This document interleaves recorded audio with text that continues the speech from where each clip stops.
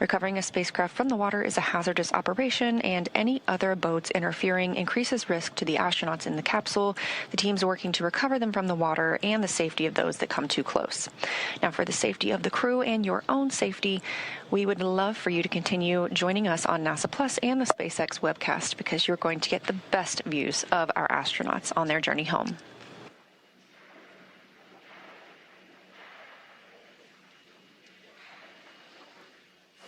Like Leah said, the best views will be coming to you here on our webcast. However, if you are in the Los Angeles area, the San Diego area there in Southern California, I do encourage you to step outside about 12:30 a.m.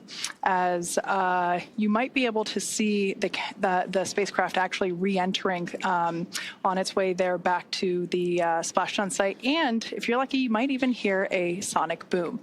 Now, as always, NASA and SpaceX jointly select our splashdown location, and for today, the primary recovery site is there off of the coast of San Diego. The selection process works with a lot of different variables, including the space station's orbital trajectory, what landing sites are available and have favorable weather, how much free flight capability that Dragon has for the trip home, and of course, the sleep schedule for the returning crew members. We'll start with calculating daily return options based off of the space station's current orbit and Dragon's capabilities to maneuver and line up for re-entry. The time from undock to landing at the primary site can vary from less than 6 hours to more than 39. For Crew-11 this evening, their journey is going to be about 10.5 hours in total. Of course, getting home the quickest comes with some obvious benefits, but we always have to make sure that the crew is properly rested for all these dynamic operations. And of course, that would prevent us from scheduling 20-plus hour days for them. Trajectory and ballistics experts provide the daily opportunities that would line up with the Dragon as it's coming back to the landing zones. And then we split them into what we call ascending and descending opportunities.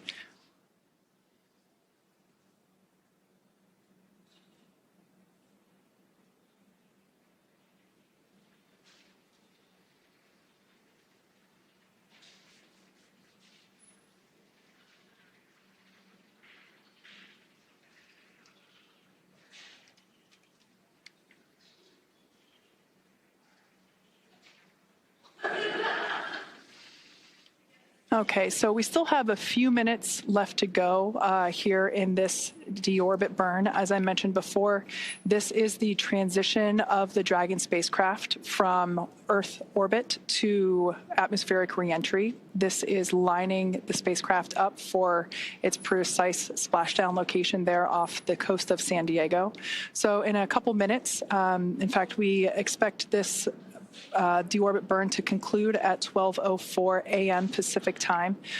So we will stand by and await to hear the call for nominal burn. When we hear that, that will confirm completion of this deorbit burn for Dragon Endeavor.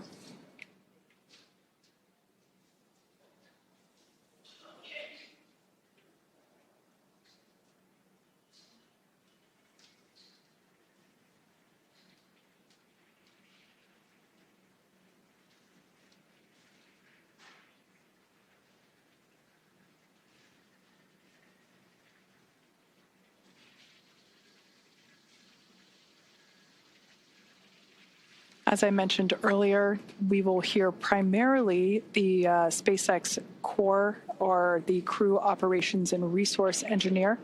That is the primary role in mission control that is responsible for communicating with the Crew-11 spacecraft. That individual is seated there on the left-hand side of your screen. That is SpaceX Hawthorne Mission Control. Also seated there, I believe I see my boss, SpaceX Vice President Bill Gerstenmaier, sitting there in the front row. This group of operators are standing by and monitoring Dragon's progress throughout this burn.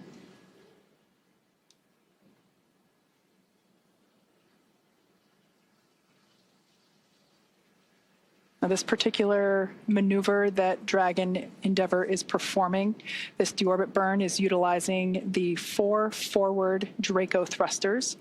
We say forward because that indicates that it's basically the language indicating that they're located at the top of the Dragon spacecraft. These 4 Draco thrusters, this is the last time that they will be utilized for this mission. This deorbit burn will last for a total of about 13.5 minutes.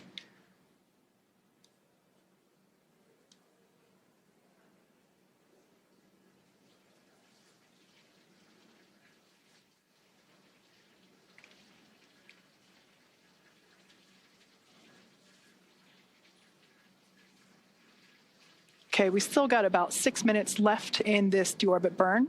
As we wait for a conclusion of the deorbit burn, let's talk about Dragon Endeavor's journey from the space station so far. Shortly after its separation, Dragon used its Draco thrusters to move away from the station in a series of carefully choreographed maneuvers, or departure burns, and those were done to increase the distance between the spacecraft and the space station. Dragon also executed a phasing burn to lower its orbit and line the spacecraft up with its landing location. Following the phasing burns, Dragon is now completing its deorbit, which will be followed by reentry and splashdown. During the deorbit sequence, several things will happen, including trunk separation, closure of the nose cone, as well as deployment of the drogue and main parachutes, ultimately followed by